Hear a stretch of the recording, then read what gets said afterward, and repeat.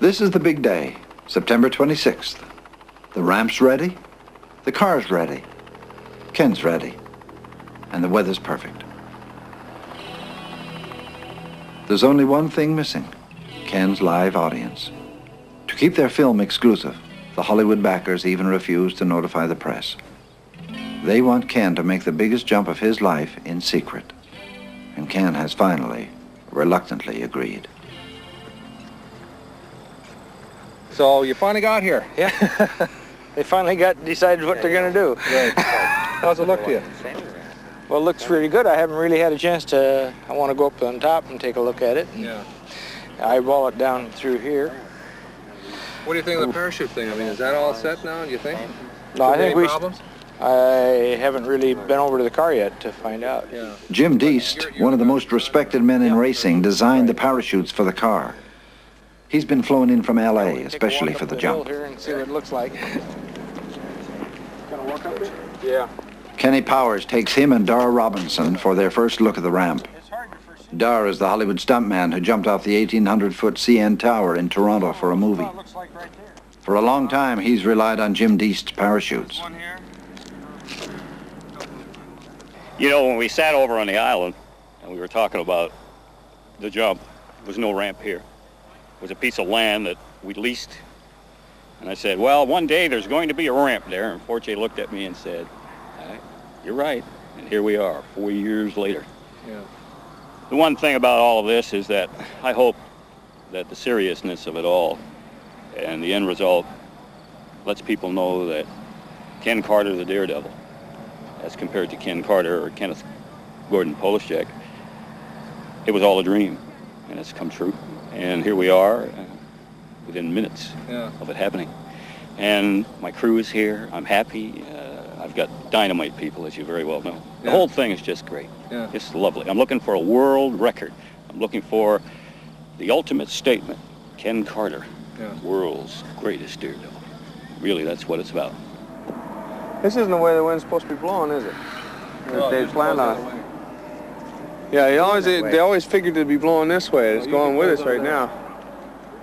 Well, she's blowing that way, isn't it? It's blowing like this now. Yeah. Usually it blows like this.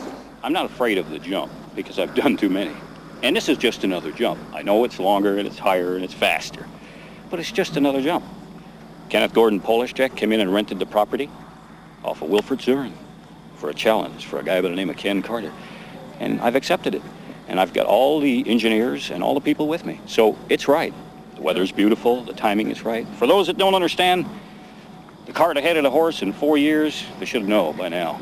Rome was not built in one day. And this is it.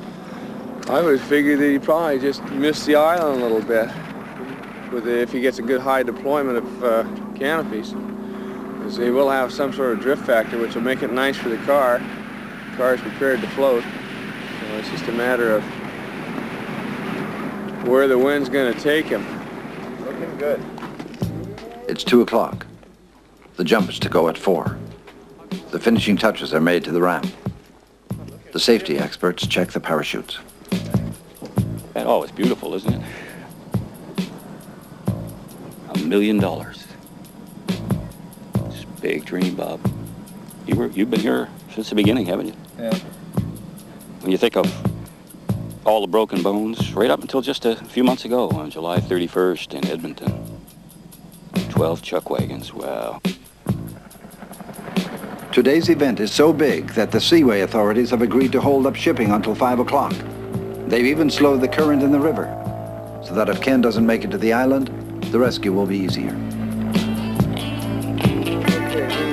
Jim Deast and Dar Robinson finish packing the parachutes. It's 3 o'clock, time to fuel the car.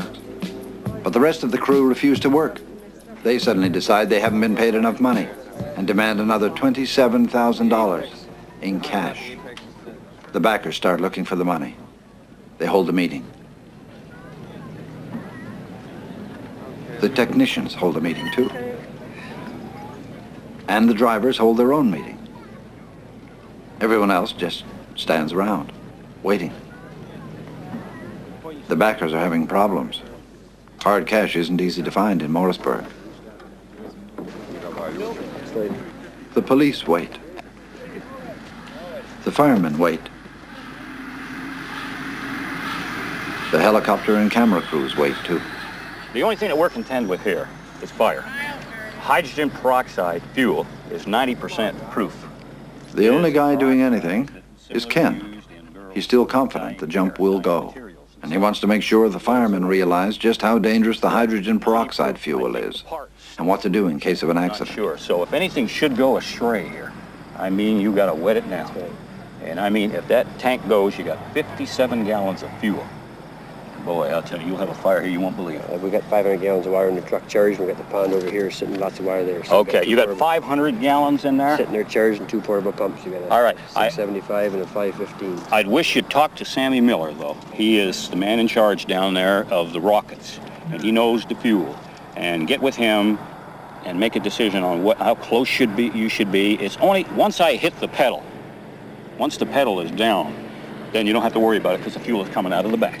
But while it's sitting here with 650 pounds PSI, along with 57 gallons of fuel, it's the most dangerous about the whole damn jump. If it does come apart, you got to get inside the car with the water. That's where I'm at. The $27,000 still hasn't arrived, but the crew agreed to remove the barricade at the top of the ramp. The ramp is ready. If the car was fueled, Ken could go.